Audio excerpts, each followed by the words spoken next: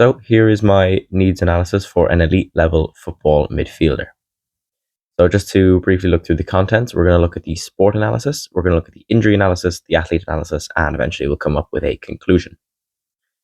So to look at the gameplay demands of football in specific, we're looking at a couple of key metrics, just to kind of get a gauge on the numbers here. So in terms of high intensity running average, a player can expect to run about 2.8 kilometers a game at high intensity. And of course, all of these numbers are going to be position specific. So sprints per game, 37 to 77. Distance cover per game, anywhere really between kind of the late nines in terms of kilometers to about 11, almost 12 kilometers.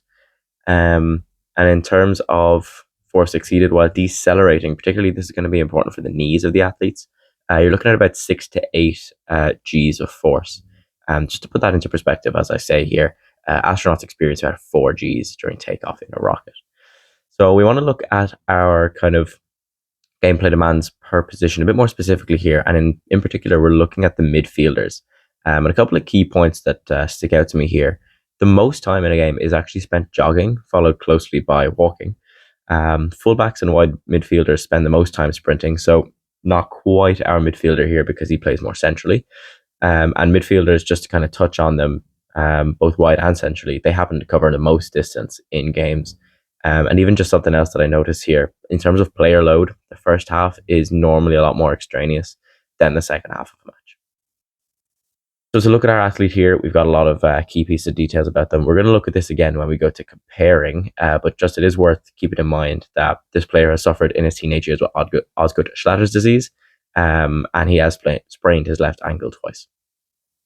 So when we come to injury analysis in elite soccer, you can expect about three to 5 injuries per 1,000 training hours, as well as 24 to 30 injuries per 1,000 match hours. Now this obviously makes sense because the intensity is going up and everything has more of an intense feel about it. So players are giving it their all. Players are maybe lunging into tackles that they wouldn't ordinarily go for in training. So you can expect to see that increase when we move from training hours to match hours.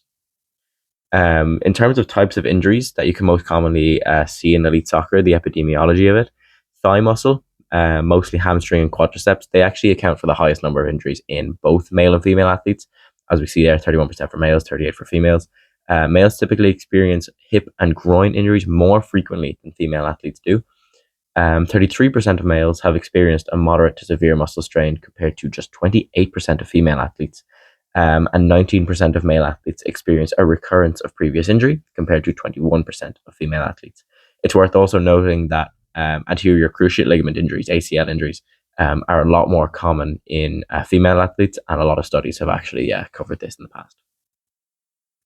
So when we look at our tests to measure these key components of elite midfielders, according to Hamoud in 2012, the Illinois agility test is a good one for agility. Castagna and Castellini here have proved that the CMJ, counter movement jump, is good for power.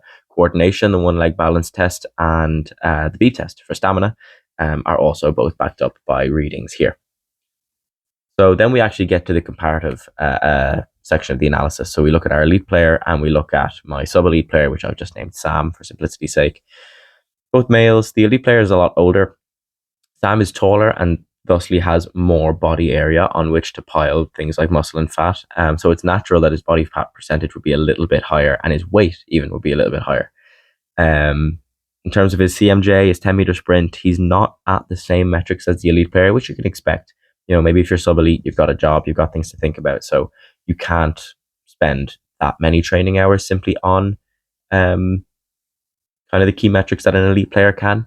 In terms of his bench press, though, he is more powerful with the upper body, as we can see for the bench press. Maybe some of that strength speed is a bit more common to Sam. Again, in terms of his background, his training age is a little bit, it's relatively old for someone of his chronological age. So it would make sense if he's been in the gym for a little longer and he's really honed that kind of upper body strength, where maybe an elite player in the midfield position just may not need that.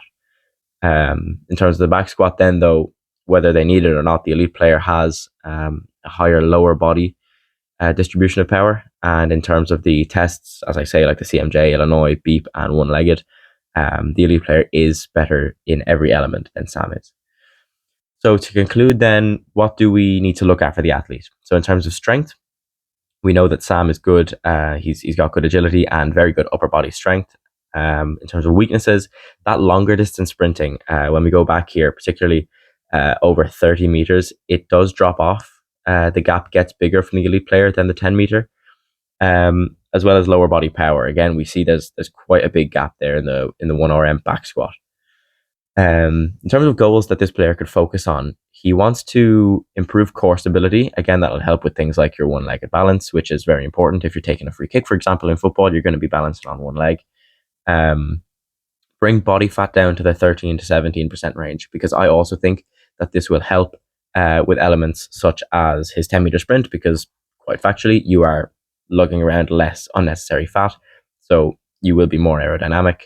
And it's just worth noting as well, just at the end here, that Osgood-Schlatter's disease may actually impede the athlete's capacity for lower limb explosiveness.